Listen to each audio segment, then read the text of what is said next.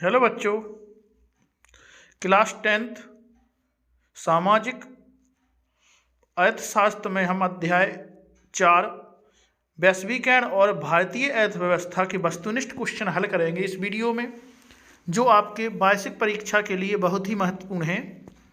यह जो क्वेश्चन है आपके वार्षिक परीक्षा के लिए ऑब्जेक्टों के लिए बहुत ही महत्वपूर्ण है आपके लिए, तो आप वीडियो ध्यान से देखें और अपने ऑब्जेक्टों की तैयारी यदि कर रहे हैं आप, तो इस वीडियो को आप बहुत ही ध्यान से देखें। इससे आपके ऑब्जेक्टों की संपूर्ण तैयारी हो जाएगी। इसमें हमने इस अध्याय से संबंधित बहुत ही महत्वपूर्ण वस्तुनिष्ठ क्वेश्चन डाले हैं, जो आपकी परीक्षा अध्ययन के सबकी ज्ञानालोक और भी बाकी जीपीएच वगैरह से हमने लेके डाले हैं और किताब से भी इसमें महत्वपूर्ण वस्तुनिष्ठ डाले गए हैं। तो आइए स्टार्ट कहते हैं बिना देरी के। पहला क्वेश्चन है, फोर्ड मोटर्स भारत में कब आई? तो जो मोटर्स गाड़ी जो कंपनी है फोर्ड्स, ये भारत में कब आई थी? तो फोर्ड्स जो है 1995 में भारत में आई थी। याद रखना है, फोर्ड्स मोटर्स जो है वो भारत में 1995 में आई थी। अगला क्वेश्चन है, भारत में वैश्वीकरण की प्रक्रिया कब प्रारंभ हुई? तो भारत में वैश्वीकरण की जो प्रक्रिया है वो 1991 में प्रारंभ हुई थी। कब हुई थी? 1991 में। किसकी प्रक्रिया? वैश्वीकरण की प्रक्रिया।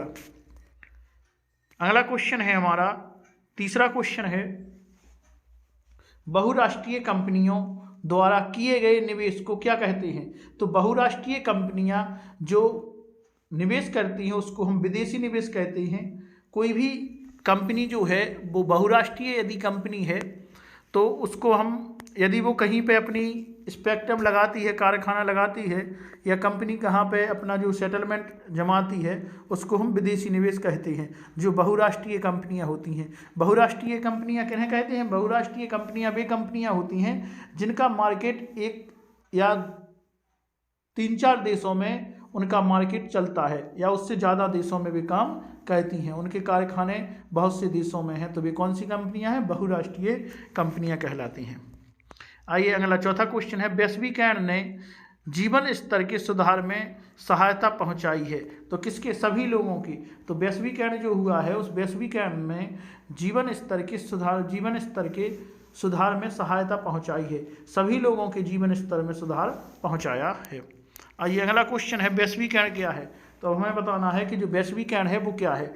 तो विभिन्न देशों के बीच संबंध और तीव्र एकीकरण की प्रक्रिया वैश्वीकरण कहलाती है। जो विभिन्न देशों के जो संबंध बन रहे हैं, आपसी संबंध जो बन रहे हैं, या वो इलेक्ट्रॉनिक चीज़ में हम देखें, एक देश दूसरे देश से जो चीज़ नहीं है वो अपने यहाँ पे भेजता है या वहाँ से मंगवाता है, तो जो आदान प्रदान है, आयात और निर्यात है, जो वस्तुओं का, सेवाओं का आयात और निर्यात हो रहा है, तो इसी को हम वैश्वीकरण कहते हैं। आज के वैश्वीकरण के इस युग में हम देख रहे हैं कि कोई भी कंपनी जो है अधिक से अधिक देशों में अपना स्टार्टअप कंप्लीट करना चाहती है, तो वो क्या करेगी? वो किसी एक देश ने कोई चीज़ बनाई तो अगले देश में वो पहुंच जाती है। पहले ऐसा नहीं होता था।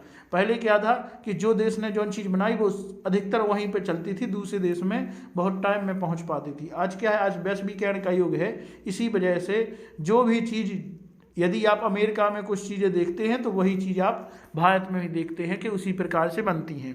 तो किस वजह से है? वैश्वीकरण की वजह से। वैश्वीकरण क्या है? विभिन्न देशों के बीच संबंध तीव्र एकीकरण की प्रक्रिया वैश्वीकरण कहलाती है।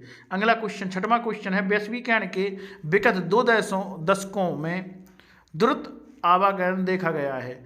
तो देशों के बीच वस्तुओं, निवेशों और लोगों का, तो 2 देश जो हैं वो आपस में द्रुत आवागमन, मतलब है कि आपसी समझौता, मतलब ज़्यादा चीज़ें ले रहे हैं, ज़्यादा चीज़ें दे रहे हैं, आपसी संबंध जो हैं वो ज़्यादा हो गए हैं। तो किस चीज़ों के हो गए हैं? तो देशों के बीच वस्तुओं के संबंध हो गए हैं, निवेशों के हो गए हैं, और लोगों का संबंध हो गया है एक देश का दूसरे देश से। अगला 7वां क्वेश्चन है, विश्व के देशों में बहुराष्ट्रीय कंपनियों द्वारा निवेश का सबसे अधिक सामान्य मार्ग है। तो सबसे अधिक जो मार्ग है सामान्य, वो का है स्थानीय कंपनियों की खरीद लेना। तो अब स्थानीय कंपनी को यदि आप खरीद लेंगे तो क्या होगा?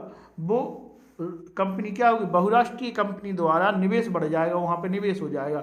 वहाँ की कोई छोटी कंपनी है, आप वहाँ पे जाते हैं, उस छोटी कंपनी को आप खरीद लेते हैं, तो वो छोटी कंपनी जो चीज़ बना नहीं पा रही थी या उतने अच्छे तरीके से कोई वस्तु नहीं बना पा रही थी, तो आप वहाँ पे गए, आपने उसकी सामान खरीदा, आपका उसका स्टार्टअप उसी चीज़ पे हो गया। और आप गए, आपने अपनी मशीनें लगाई और उसको और बेहतर ढंग से आपने उत्पादन किया और आपने वो चीज़ बेची, तो आपके पास मार्केट पहले से ही बना है, आपको शुरू से स्टार्ट करने की ज़रूरत नहीं है। तो सबसे ज़्यादा क्या है आज के समय में जो चल रहा है कि छोटी कंपनियों को खरीद लेना। तो कहा है उसमें कि विश्व के देशों में बहुराष्ट्रीय कंपनियों द्वारा निवेश का सबसे अधिक सामान्य मार्ग क्या है। यदि आपको किसी देश में निवेश करना है, पैसे लगाना है, तो आप वहाँ पे जाइए, वहाँ की छोटी कंपनी को खरीदिए या उनके साथ, छोटी कंपनी के साथ आप काम कीजिए, तो वो क्या है, आप वहाँ पे उस चीज़ के बारे में जल्दी और बेहतर ढंग से जान सकेंगे। तो स्थानीय कंपनियों को खरीद लेना सबसे अच्छा माध्यम है जी। अगला, वैश्वीकरण को संभव बनाने वाले कारक कौन कौन से हैं। तो वैश्वीकरण को जो संभव बनाते हैं, मतलब वैश्वीकरण किस चीज़ से ज़्यादा बढ़ सकता है, तो सबसे पहला जो माध्यम है वो परिवहन। यदि किसी, आज हर समय आप देखते हैं कि जो देश हैं उनमें परिवहन की ज़्यादा सुविधाएं हो गई हैं, अच्छे रोड हो गए हैं, और अब इन्होंने जो सुविधाएं हैं, ट्रेन मार्ग जो है और परिवहन मार्ग में जैसे ट्रक वगैरह है, सब माने बहुत अच्छी तरीके से काम कर रहे हैं और इनका स्टार्टअप ज़्यादा हो गया है।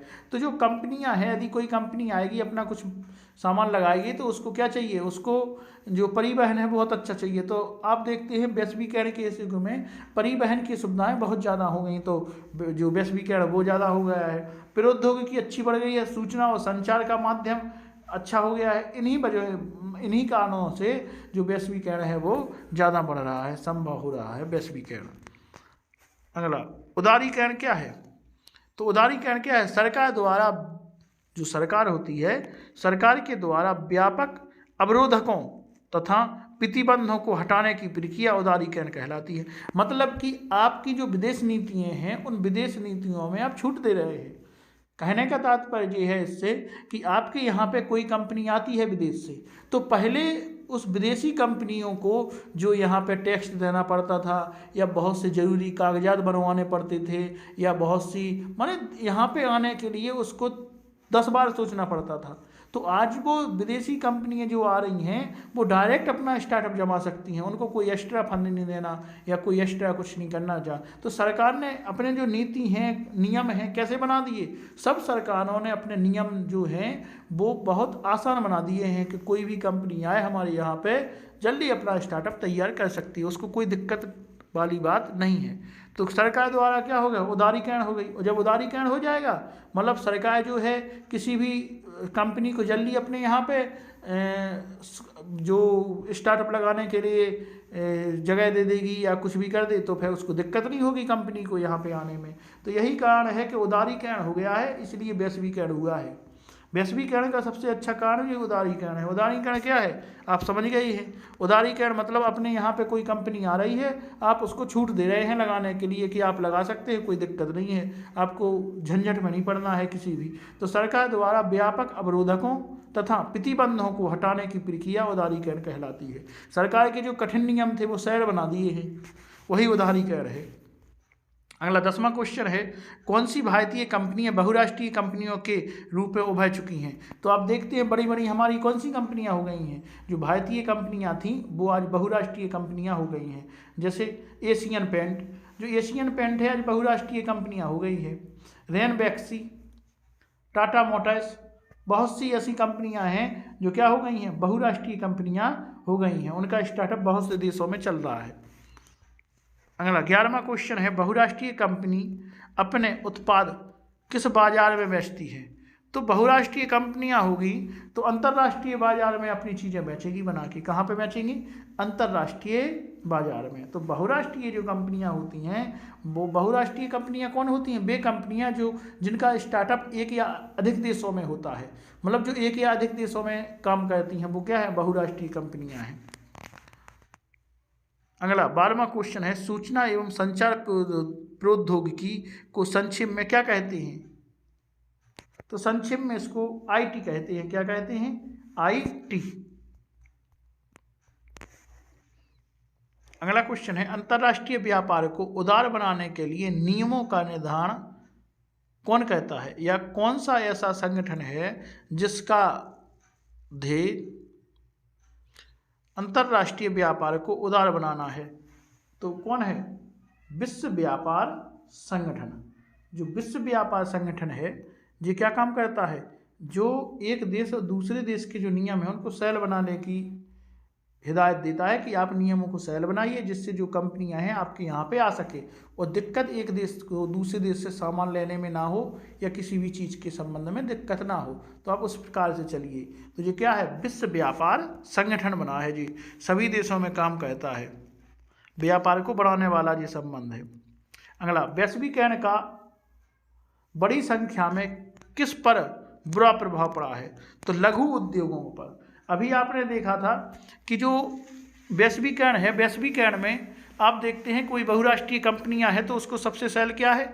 वहाँ पे जाए, वहाँ की छोटी कंपनियों को खरीद ले।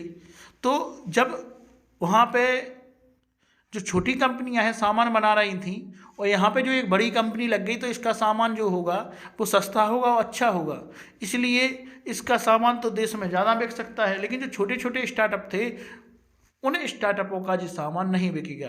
तो दिक्कत किसको हो गई? लघु उद्योगों को हो गई दिक्कत। छोटे उद्योग जो है उनको दिक्कत हो गई वैश्वीकरण के इस युग में, क्योंकि उनका सामान कोई नहीं खरीद रहा है। अगला क्वेश्चन, विश्व व्यापार संगठन की स्थापना कब हुई थी? तो विश्व व्यापार संगठन जो है उसकी स्थापना 1995 में हुई थी। अगला क्वेश्चन है, अमेरिका के सकल घरेलू उत्पाद में कृषि का लगभग कितना हिस्सा है? तो अमेरिका के सकल घरेलू उत्पाद में कृषि का 1% है केवल हिस्सा। कितना है? जीडीपी का जो है वो 1% हिस्सा है केवल। अगला, फोर्ड मोटर्स ने भारत में कितने करोड़ का निवेश किया? तो 1700 करोड़ रुपए का निवेश किया है। किसने?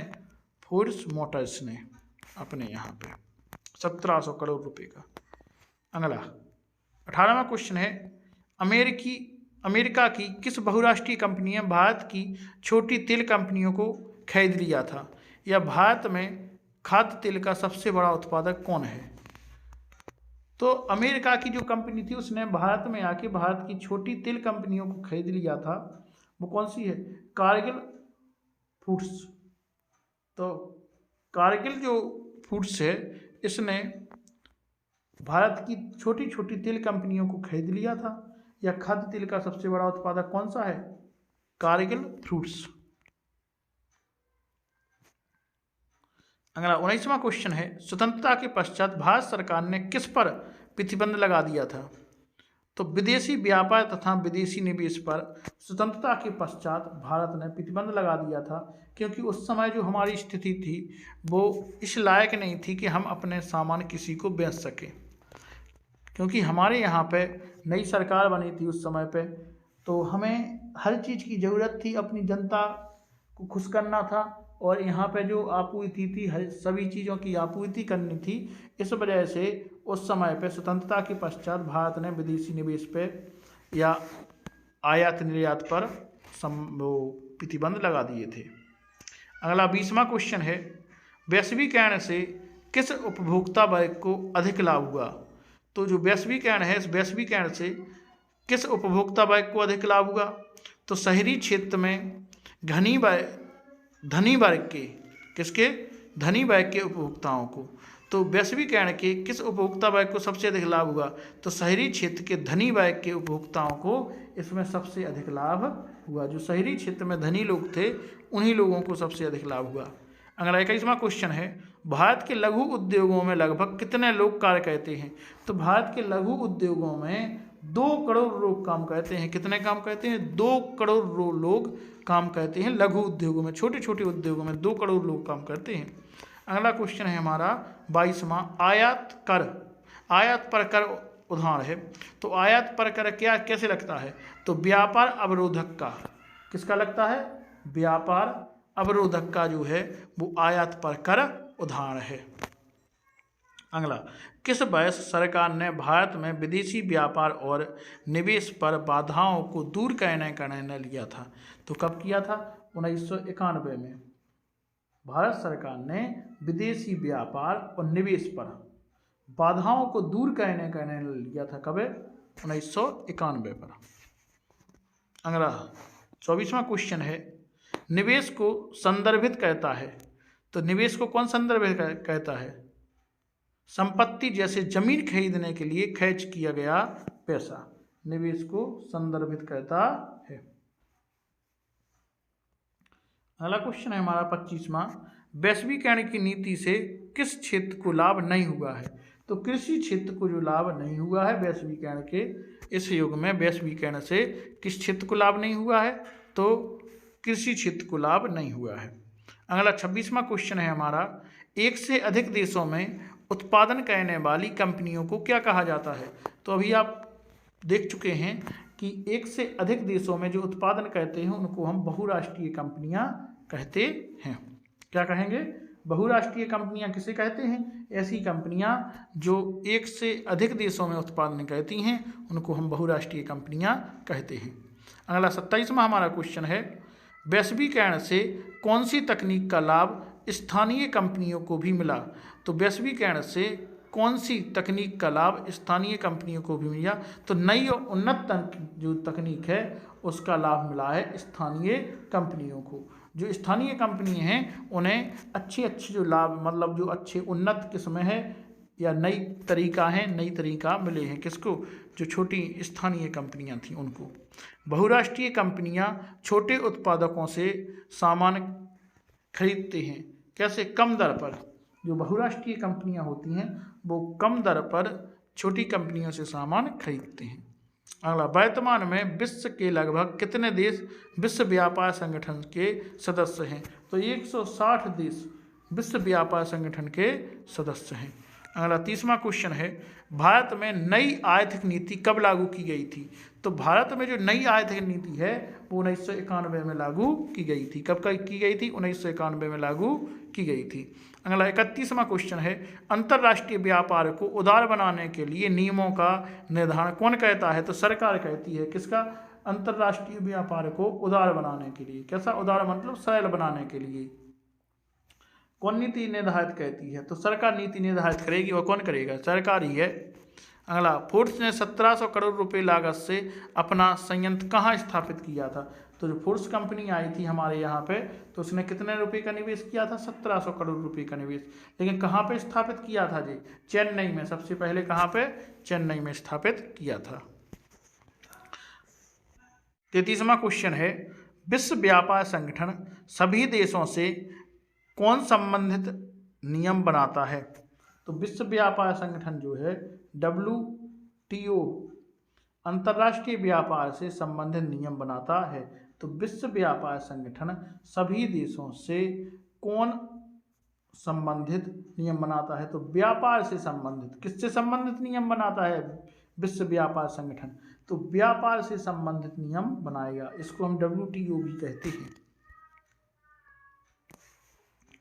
अगला 34वां क्वेश्चन है, दूसरे देशों से सामान खरीदना क्या कहलाता है?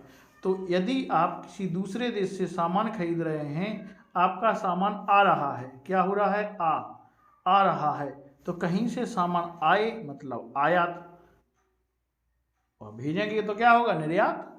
तो आपको याद रखना है, एक ट्रिक हो गई है आपकी। मतलब आप सामान मंगा रहे हैं, आपका सामान आ रहा है, आएगा कहाँ से? दूसरे देश से। तो आने वाला आयात, तो दूसरा जो जाने वाला है वो निर्यात। तो अगर हम कहीं से सामान मंगाते हैं तो वो आयात कहलाएगा, और यदि हम किसी देश को सामान बेचते हैं तो वो निर्यात कहलाएगा। तो आने वाला आयात। अगर हम किसी देश से सामान खरीदते हैं तो आयात है। अगला 35वां क्वेश्चन है, IT ने सेवाओं के उत्पादन में सहायता की है। तो किसके सेवाओं में, मतलब कौन सी सेवाओं के उत्पादन में सहायता की है? तो कॉल सेंटर द्वारा। कैसे की है? कॉल सेंटर द्वारा सेवाओं के उत्पादन में सहायता की है। अगला 36वां क्वेश्चन है, विदेशी निवेश के प्रभाव का क्या अर्थ है? तो विदेशी निवेश के प्रभाव का हमारे यहाँ पे क्या अर्थ है कि उत्पादकों के बीच अधिकतम प्रतिस्पर्धा हो गई है।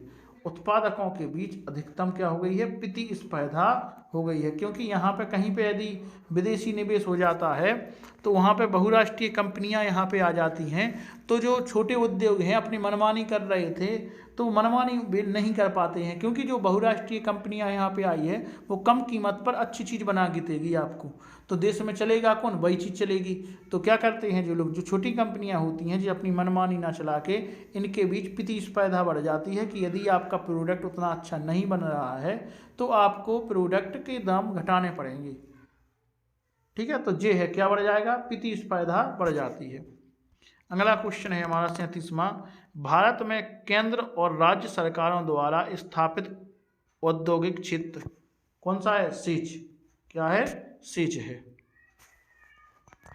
अगला 38वां क्वेश्चन है, मोटर गाड़ी उद्योग कहाँ है, तो मोटर गाड़ी जो उद्योग है वो गुरुग्राम में है। कहाँ पे है, गुरुग्राम में मोटर गाड़ी उद्योग है। अगला फोर्स मोटर है अमेरिकी कंपनी, कहाँ की है जी, अमेरिकी कंपनी है। कितने रुपए का इसने निवेश किया, 1700 रुपये का। कहाँ पर, चेन्नई में। अगला 40वां, बड़ी कंपनियों को कहा जाता है, बहुराष्ट्रीय कंपनियां कहा जाता है, पता है आपको, बड़ी कंपनियों को क्या कहा जाता है, बहुराष्ट्रीय कंपनियां कहा जाता है। अगला 41वां क्वेश्चन है, सूचना एवं संचार प्रौद्योगिकी के विकास को संचार तेजी से बढ़ता है, कैसे, उपग्रहों से। कैसे बढ़ता है संचार तेजी से, उपग्रहों से तेजी से बढ़ता है। अगला 42वां क्वेश्चन है, विभिन्न देशों को आपस में जोड़ने का मुख्य माध्यम रहा है, क्या है, विदेशी व्यापार। यदि एक देश को दूसरे देश से जोड़ना है तो वो किस माध्यम से जुड़ेगा, विदेशी व्यापार हो जाएगा। यदि उन दोनों देशों के बीच में, तो देश आपस में जुड़ जाएंगे। तो विदेशी व्यापार ने जोड़ा है एक देश को दूसरे देश से। अगला 43वां क्वेश्चन है, विश्व व्यापार संगठन सभी देशों के लिए किससे संबंधित नियम बनाते हैं। तो जो विश्व व्यापार संगठन है सभी देशों के लिए किससे संबंधित नियम बनाते हैं, तो भैया व्यापार संगठन है, कौन सा संगठन है, विश्व व्यापार जो संगठन है किससे नियम बनाएगा, विदेशी व्यापार को बढ़ाने के लिए नियम बनाएगा। उस किसको बनाएगा नियम, तो व्यापार से संबंधित, विदेशी व्यापार से संबंधित नियम बनाते हैं। अगला क्वेश्चन है हमारा, भारत में लघु उद्योगों में कृषि के बाद सबसे अधिक नियोजित है, तो कौन से हैं, श्रमिक। कौन से हैं, श्रमिक जो हैं कृषि के बाद सबसे ज़्यादा नियोजित कौन है, श्रमिक नियोजित हैं। अगला, किस देशों को पहल पर विश्व व्यापार संगठन आरंभ हुआ था, तो विकसित देश जो थे, विकसित देशों की पहल थी जिससे विश्व व्यापार संगठन बना था। तो हमारे इस चैप्टर के लगभग 45 वस्तुनिष्ठ हमने कवर कर लिए हैं। यदि आपको यह वीडियो अच्छी लगी है तो वीडियो को लाइक, चैनल को सब्सक्राइब जरूर करें, जिससे हम आपको इसी प्रकार की जो वीडियो है आगे भी लाते रहें। तो इस अध्याय के बहुत ही महत्वपूर्ण वस्तुनिष्ठ ऑब्जेक्टिव क्वेश्चन आपके लिए कंप्लीट हो गए हैं। अब अगले वीडियो में हम आगे देखेंगे। धन्यवाद।